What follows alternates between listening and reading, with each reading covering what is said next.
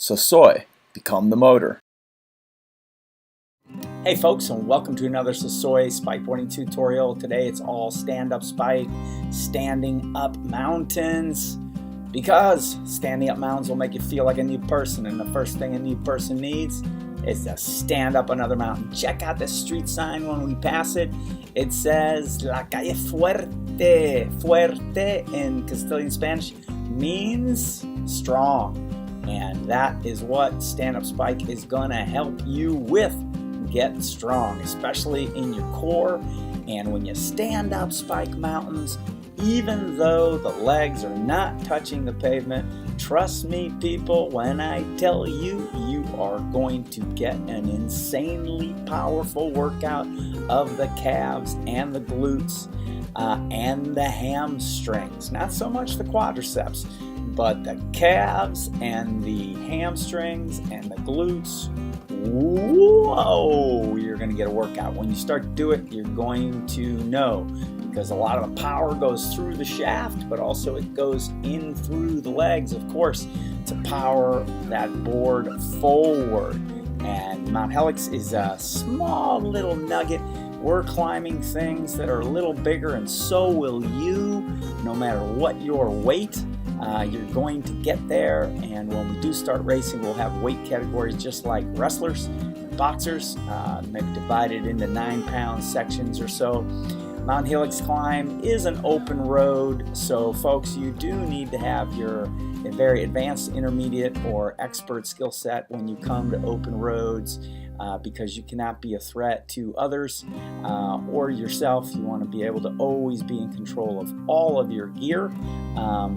And that's the first thing you should always do, is not be a threat to others, and have all your gear safe and understand how to use it all.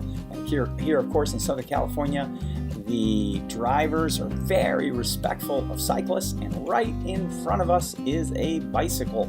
That is our camera bike. So we're holding the same line as our camera bike. And as you see, that skateboard spike works insanely well with one hand. And that is because we're spiking to the rear. You cannot forward catch in stand-up spike. It's impossible. You cannot forward catch on land to any good effect.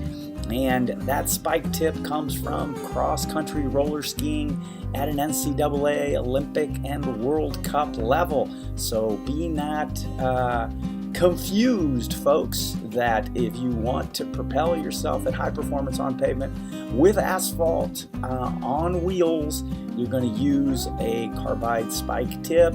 And it's been used for years and years and years, so I could be double poling right here with roller skis on, but that wouldn't be casual and it wouldn't be as fun. Stand-up spike is insanely fun. It's delicious, people. If you guys ride bikes, you're looking at a former Cat 2 bicycle racer, and he knows and you know how delicious it is to hit the granny gears and crank up big hills. So nobody riding a road bike in Kansas is all too happy, or Miami. They wished that they had some climbs, because the essence of endurance athletics is climbing. Yeah, you can lay down flat time trials, and of course if you're running you can do marathons, but look at what's happened in the last 15 years. Runners have gotten into sky running because it's really, really fun. It's challenging, and as soon as you get into that meditative state in that pursuit, and right there you find your threshold line of where you're not going to explode, just behind it, and you're just going to keep pushing and pushing and pushing up and up and up, and climbing is delicious, guys. And stand-up spike is really nice because it's developing a massive amount of functional strength inside of your core and your lats. So those arms are not being used all too much. They're just being the conduit of power out of the core and the lat. And the sport it's symmetrical completely. It's not an asymmetrical sport. It's totally symmetrical. You want to keep things totally even. In regards to safety gear, we got our wrist guards on. We got our helmet in the beginning. You might use elbow and knee pads as well, but the wrist guards are also serving as a support. So the same as your linebackers and your football players and everyone who needs their ankles taped gets them taped for more support and security. So too in stand-up spike, you do not have a strap. This is not skiing. skiers have straps, so they're not reliant on the strength of their wrists as much because their hand goes into a strap pocket that crank down, and they are not at the mercy of how powerful that wrist is going to be because they've got those straps. And in stand-up spike, we do not have straps. We have a silicone grip on this phenomenally well engineered skateboard spike, and we need to grab onto it. And trust me when I tell you, when you wear wrist guards that support your wrists, you're going to be a lot happier, and you're going to be transmitting about 10-15% more effective. So look at that little lump back there in the back. There's a lot of lumps down here in Southern California, around the SanDiego area, and they are awfully nice to climb. This is going to be just a little 23-minute climb, just a tiny little nugget of a lump that you ought to be able to be dispatching times 3. Times 3, yes people, times 3. The first one, you'll get a warm-up. The second one, you'll be cooking. And that third one, you're just going to rip the top off of that summit and enjoy yourself. And then once you begin to times 3 this little lump, you're going to be ready for Palomar and Diablo and all sorts of stuff that's going to be, 90 minutes in duration. When you do start stand-up spiking, you want to really concentrate on the load time and not so much on the elevation. So monitor the road, up the road, have a little peek, and then get right back into your time zone and know how long it's going to take. So load times under an hour, load times under 30 minutes. So just pretend like you're an obstacle course race. So really dial into emotional things that you've done before under 30 minutes. But don't get all freaked out on the speed or the load that you're having to be called upon by your upper body. Upper body propulsion in this country on land is not very common. We don't grow up with cross-country skiing. That would be upper body human propulsion on land, using the upper body. So we don't know anything about it, and you know what? You don't necessarily need to know that much about it now because you've got SpikeBoarding. If you do want to use SpikeBoarding to get to cross-country skiing, we recommend it because roller skiing is like swimming butterfly. It's a big challenge, and it isn't so fun. But SpikeBoarding is very casual, and you cannot cross your tips, people. You can't cross your tips. So we've fallen down going uphill at 2 miles an hour with roller skis. It's no fun. You tangle up your ankles and your knees, and had some serious little ligament issues going 1 mile an hour because when long skis are strapped onto your legs and they torque around, they can get some leverage, and the joints aren't happy with that. So stand-up spike's just a casual way to double pull and engage the upper body very, very, very well. But certainly if you dig roller skiing, we love it. You are using the right sport to get to it. And there's the end of the first little lump. We're going to have a little downhill here. It's nothing really serious. Don't think we actually even tag the bike to reduce our speed. And there again, you're seeing that one-armed action. And of course, that really proves to you that this is skiing, because you could not do that in water, people. This isn't paddling, okay?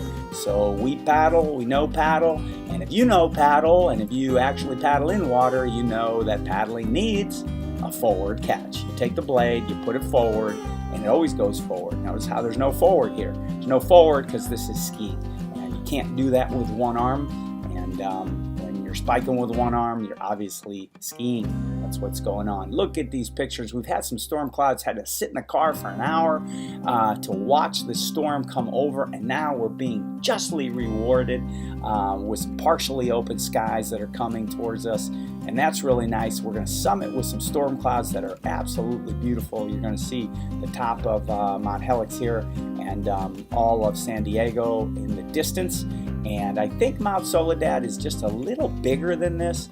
And have a look also at that summit that we provide on the SpikeBoarding YouTube channel. You might be seeing this on Facebook, where you'll be able to see it as well. But these small little climbs, they're preparation, really good preparation for much bigger climbs if you can multiply them times 3. And also you can probably get to these climbs successfully and finalize them probably inside of your first 12 months of learning spikeboarding. This is not the place to come learn, and this is not the place to come see if you can make it. Do not try to go to summits and see if you can make it. You want to have already done summits times 6 and times 10 that were half or less than half of this climb. Be successful, people. Spikeboarding is not a go-for-it sport in any way, shape, or form, not even for strength and conditioning. There's no anything there, oh, let me see if I can do it. It's just not going to provide any development for you. You're going to go backwards, if anything at all. You want to be successful in everything that you do in spikeboarding, whether that's strength and conditioning or whether that's the maneuvering and the technical aspects of it. So how slow can you go is the name of the day. So that's what you want to do. Technically, how slow can you go in all of your movements and execute them and begin to speed them up slightly, and how slow can you go in your endurance development. So endurance is all about applying load and resting, applying load and resting, applying load and resting. It can only happen so quickly. But all of you cyclists and marathon runners and obstacle course racers, of course, you already all understand this, and that is the people that this sport is going to appeal to. So you already know the adaptation to load. Now just gently and slowly come over and begin to adapt to standing up mountains, and you're going to enjoy tossing this into the lineup. So standing up spike 3-4 times a month with some good load is going to help all of your cross training. And of course, once you do master this kind of execution, if you work within 3 to 6 miles, find yourself somehow a gym, and you can commute every day. And as we call stand-up spike, it is core out your door, straight out the door. And in the evenings or in your weekends, you'll discover that when you do this sport, whoops, hey, I did an extra hour and a half of core. And the time will go by really, really quickly because it's very, very fun. And standing up mountains is an activity in and of itself. And we understand that many people will not come to it. It's not for everyone necessarily.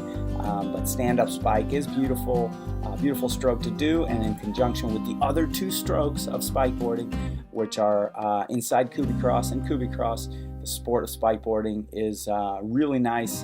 And if you don't feel like putting that much effort into it, find yourself more gradually mellow high side, low side loops and rails to trails paths, and just like cycling. So some people like to go big and some people like to go small, but everyone is going to go exactly the same in regards to the technical execution of how they move. So everybody spins the same on a bike. You're either spinning poorly or you're spinning correctly. And the same with spikeboarding and swimming. You're either swimming incorrectly or you're swimming correctly.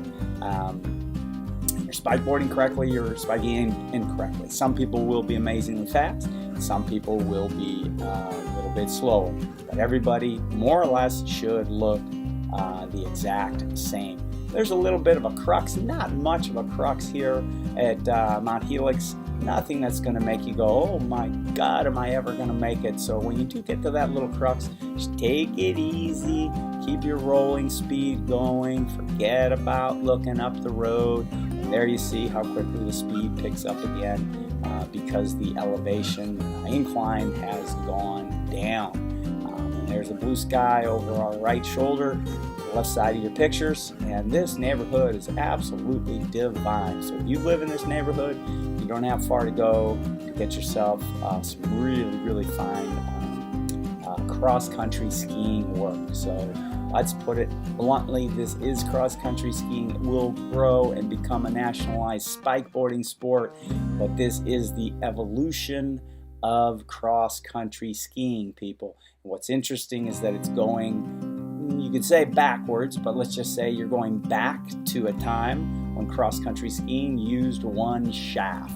So for 6,000 years, primarily, one shaft was used in skiing, and skiing is defined as propelling yourself across the Earth's slippery surface, whether it's snow, and these days with wheels, using your upper and lower body at the same time. So if you woke up millions of people from the dead and you said, what is that person doing? They'd say, well, they're skiing. And they'd answer, because they're using their upper and their lower body to propel themselves forward on the Earth's surface, and then go back to being dead.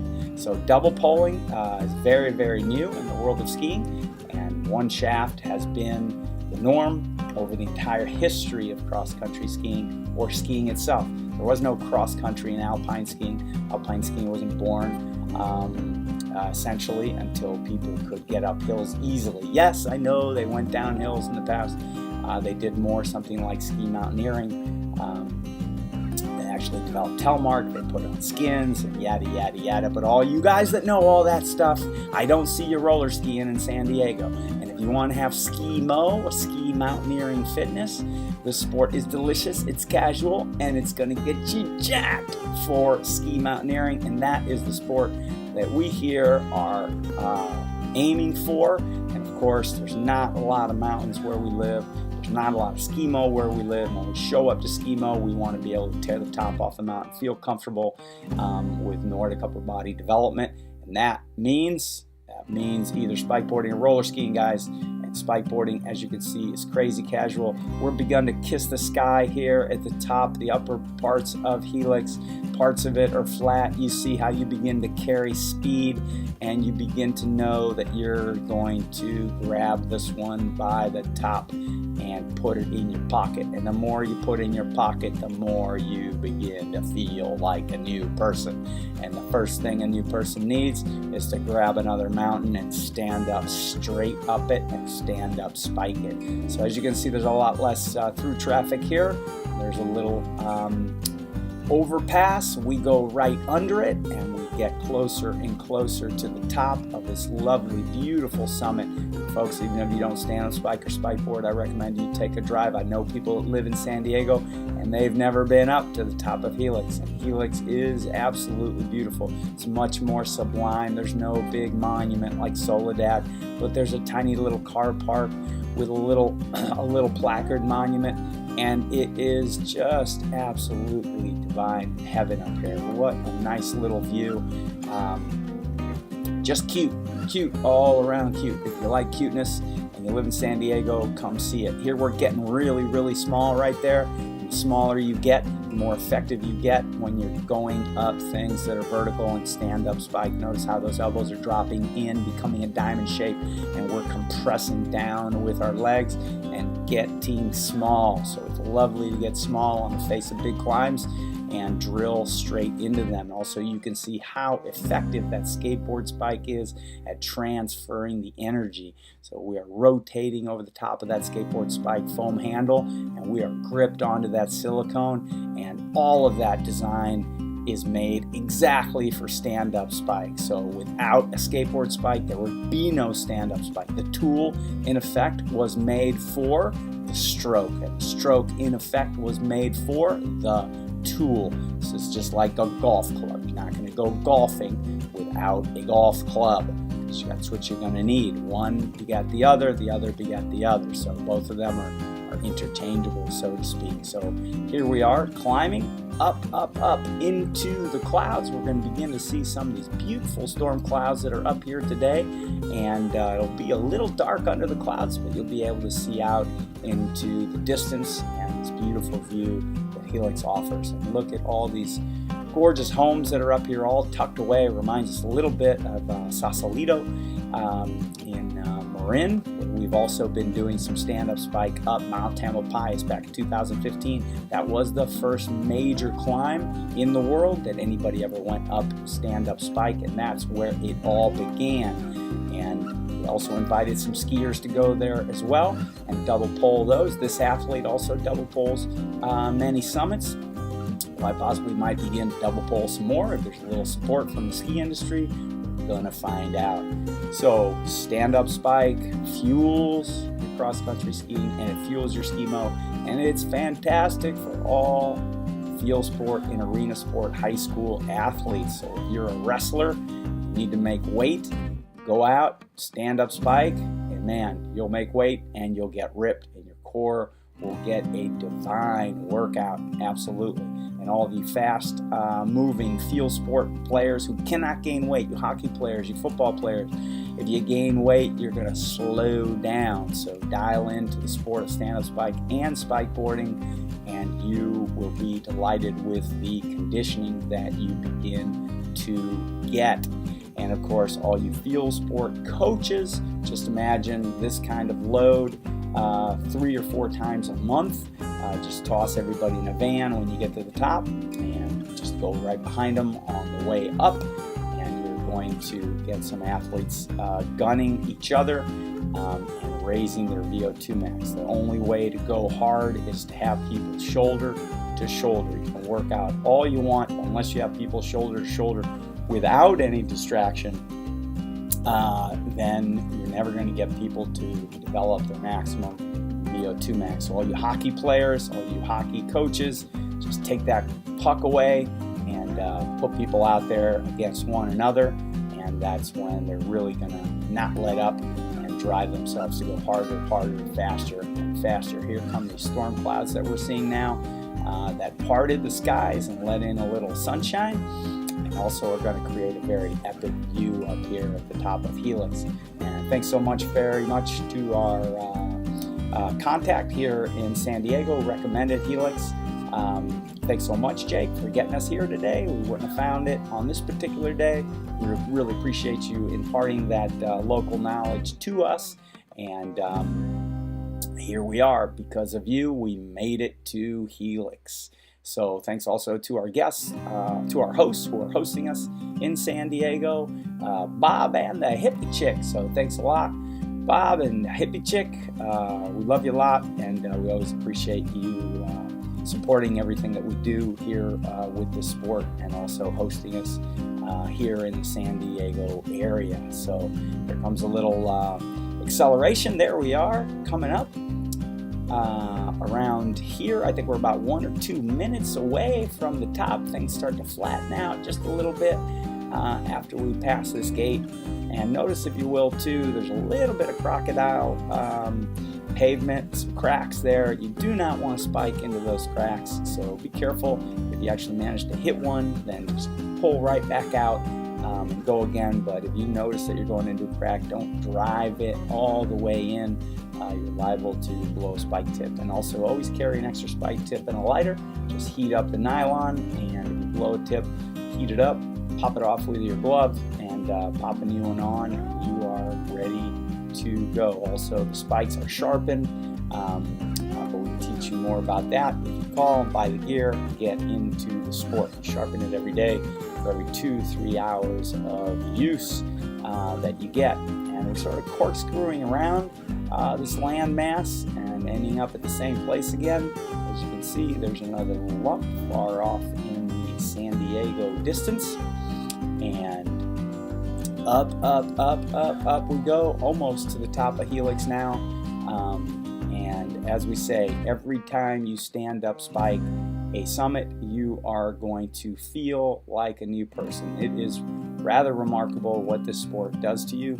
It's like no other sport that we've ever felt, not in running and not in cycling. Has anything been so satisfying when we actually get to the top. And now here is the top. If we remember well, there's the tourists taking photos.